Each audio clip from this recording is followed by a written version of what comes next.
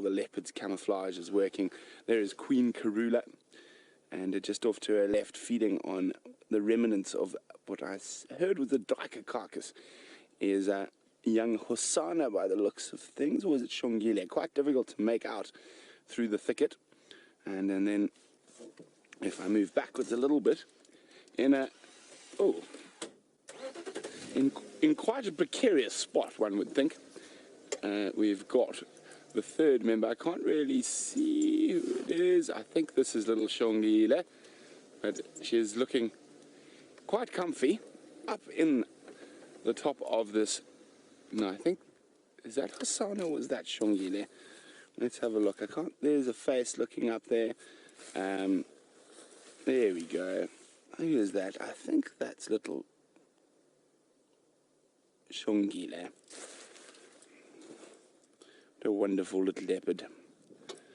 Yes, and as Steph said, I've been away for the week. I got back last night. And what a wonderful way to be back to. Leopard sightings all over the place.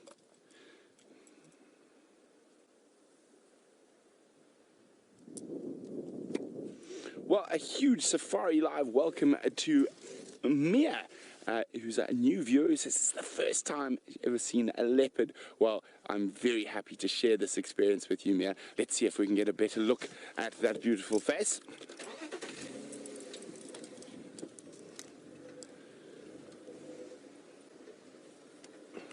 It's a good spot there because she's lying on the eastern side of the tree, which means she's in the shade, so she doesn't have to worry about the hot sun. Let's have a look. There we go. No, that one, and you can see it's quite windy this afternoon. Now that looks like a comfy spot. Mia, if you were a leopard, I'm sure you would be comfortable having a snooze up there.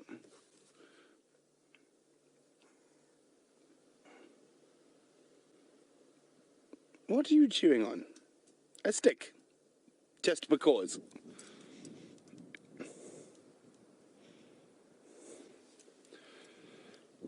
Excuse me.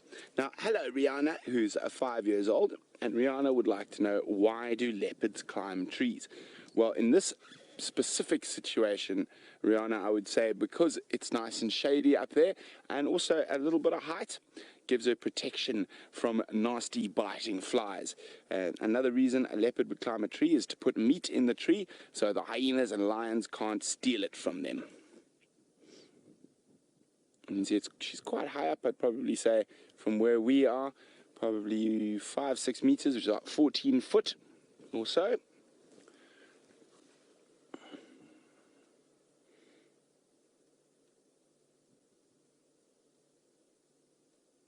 Tucked her head away. You can just see one little ear there.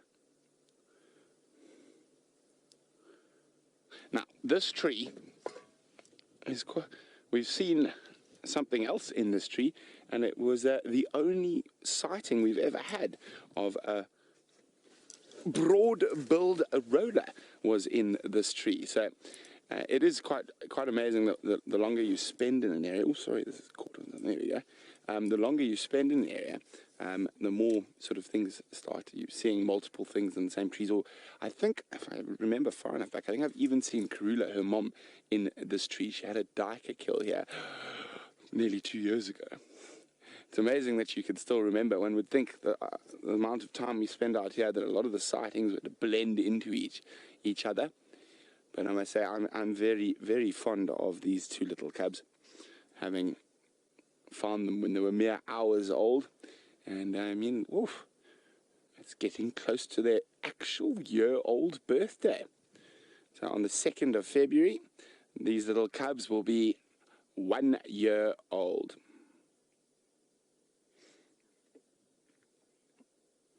Well, Graham's wondering, apart from impala and nyala, have these leopards eaten any other antelopes? Well, these particular leopards, and Karula seems to be, probably kills more duiker and steenbok than anything else over a year. Or did it fall? Oh, my microphone fell through. Oh dear. As I said, they've eaten quite a few steenbok and duiker. What else have we seen Karula on? I've seen her on baby kudu. I'm trying to think what other antelope I've seen Karula eat. Impala, Nyala, Steenbok,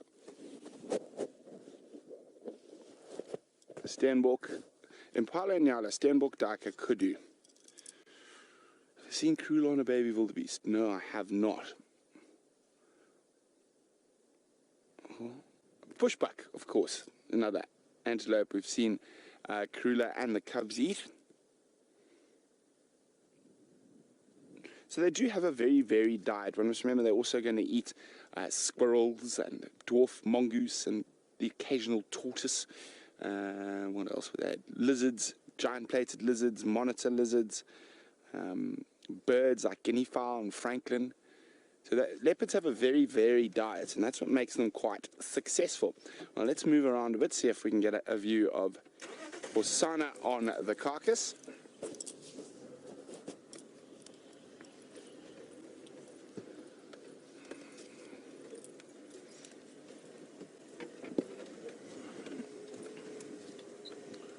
See if we can navigate our way through the bush here. I'll try not lose Dave.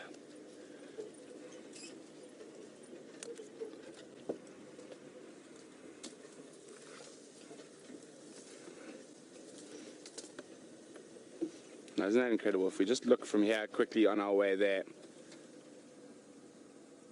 you can just see how well that camouflage works. And there's two leopards there. Okay. But they do have incredible camouflage, and they do manage to get very comfortable in some very strange positions. And Marcy's just commenting, she doesn't know how they sleep so comfortably in trees. It is incredible, Marcy, but they've evolved to do that. I'm just trying to see if we can get a view. He's just in quite a thick area, and you can see tacks in there in the background.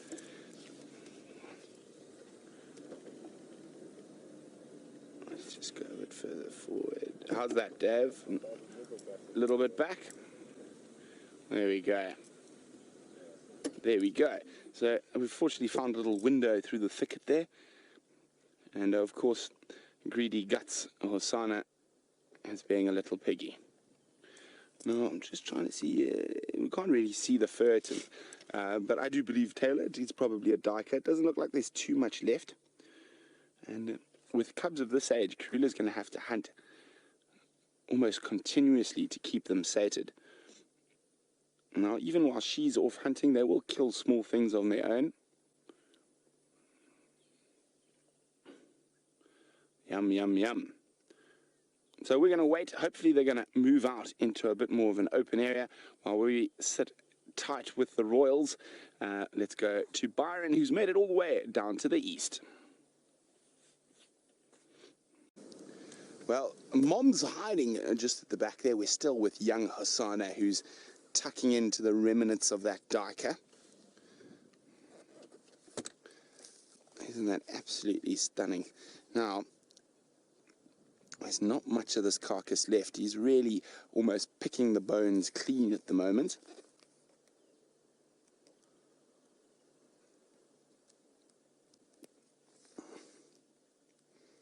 It's incredible how quickly a carcass disappears with 3 leopards on it.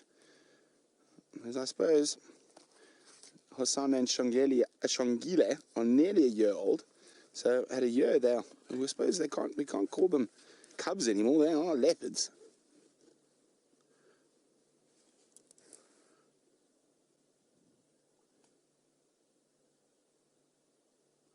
Can you hear them crunching there?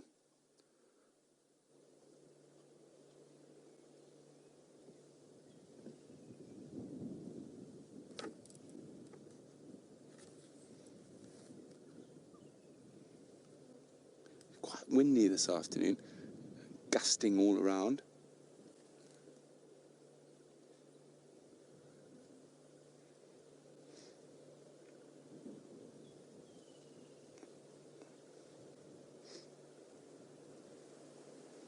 And see, Karula might come in with her more developed jaws. She might break open some of those shin bones to get to the marrow.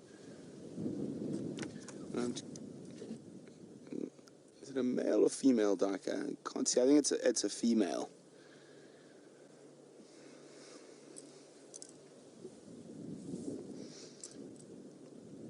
Hello, Reese is wondering, are female leopards more agile tree climbers than the males?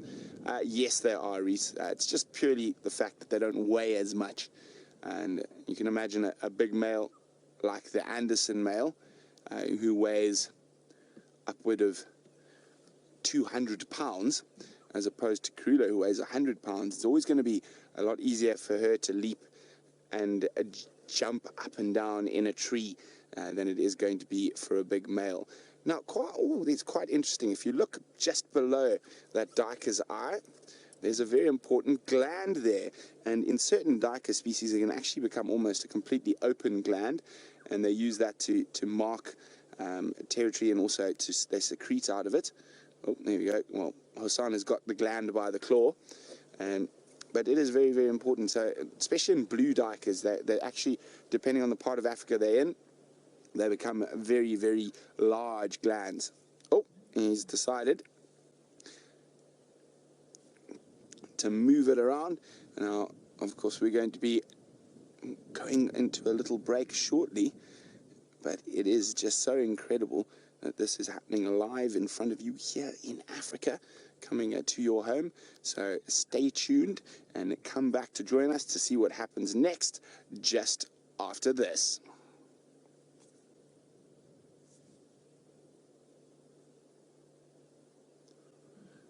And, of course, we are still practicing ad breaks. Dave, take your hand out. Take your hand out. And we are selling shampoo products or beard trimming products, Dave. So there we go. You can use whatever Dave uses. Now he's blushing. You can get some makeup to hide the blush as well. There we go. We've done our advertisement. Now let's go look at Dashing Dave's Shaving Products is what Final Control thinks it should be called. It sounds good. Anyway, let's go back to look at the lovely, lovely young Hosana. He has moved it a little bit, so I'm going to do the same.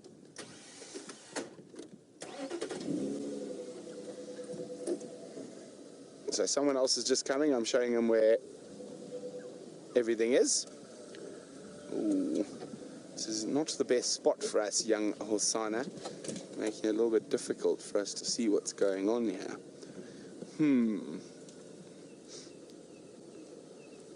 Let's try.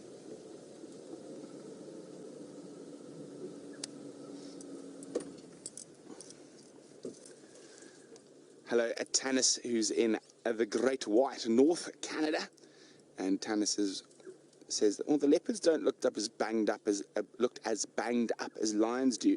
Do they fight less? Yes, they do. Being solitary, they don't spend nearly as much time fighting. A lion pride forget all their manners around the dinner table, and they absolutely beat the living daylights out of each other. So lions are constantly full of nicks, scars, and scratches. Leopards less so. Well, it looks like, whoopsie. Looks like Karula's head is up. She was completely flat for most of the time. There we go. Hello, Karulskis.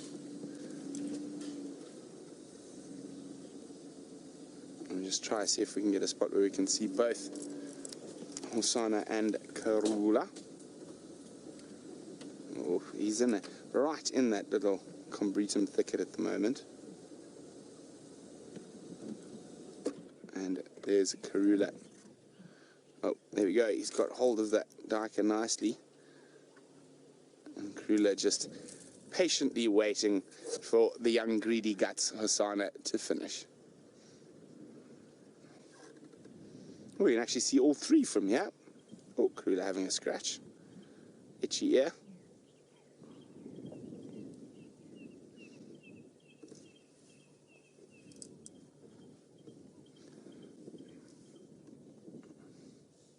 And back to sleep.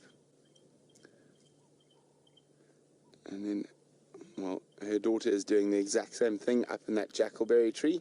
She is fast asleep. And just make her out through the leaves there.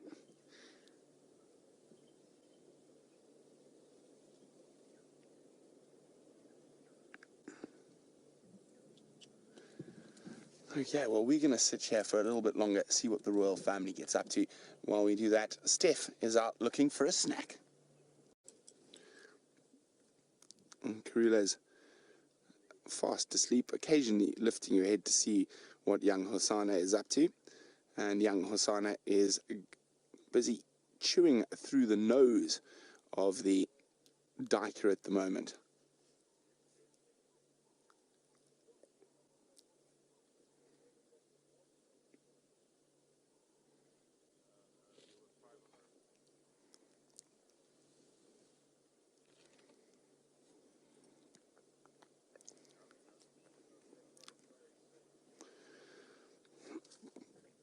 Now, Lawrence is wondering, will Karula ever take the cubs hunting with her to attempt to take down a bigger prey species? Oh, Karula's up.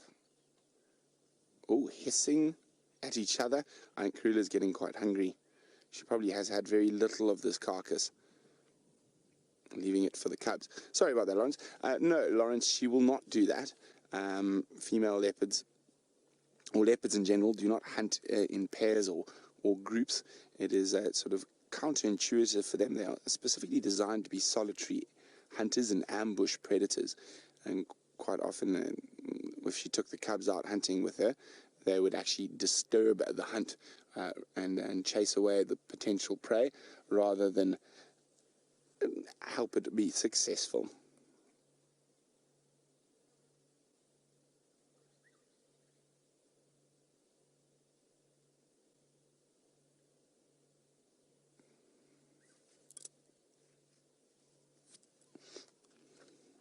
You can just see that slight movement, even facing her head towards the carcass, means that she's probably getting quite hungry. And I'm quite sure Hosana's had the majority share of this carcass so far.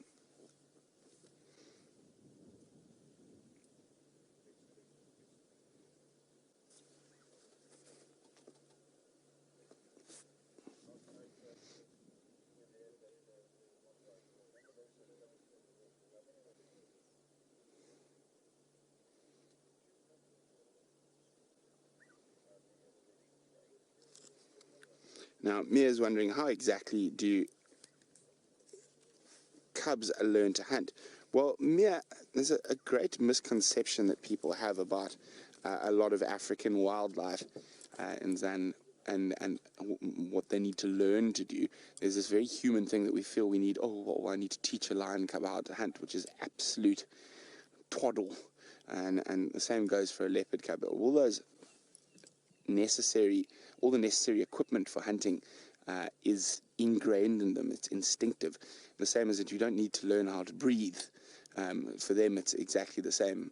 So they will have all those things. They hone those skills by playing, by practicing, by chasing birds and squirrels and things like that. But they don't need to be taught to hunt, and neither does lion or cheetah. Although certain animals on certain prides of lions and cheetah will also, what seems to be teaching, especially with cheetah, a female will hold down a baby impala or something for the cubs to play with and learn.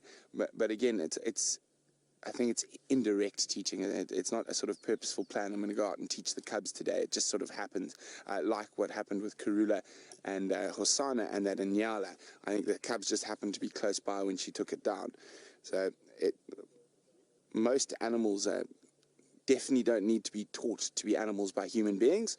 That is a very, very arrogant human being way of seeing things. And most animals, all the skills they need are instinctive, and they are born with them.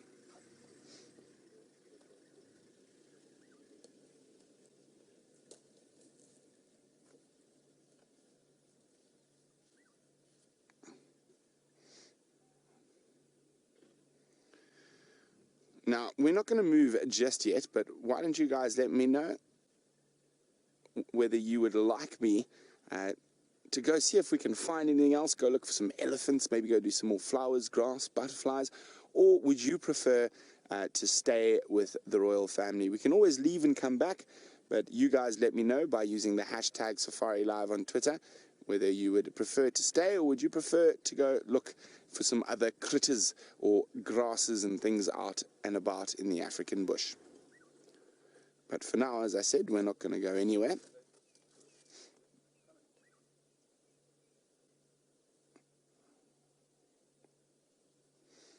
So while you guys decide whether we should stay or whether we should go, we're incredibly spoilt because we can jump back on board with Byron and Mr. Q.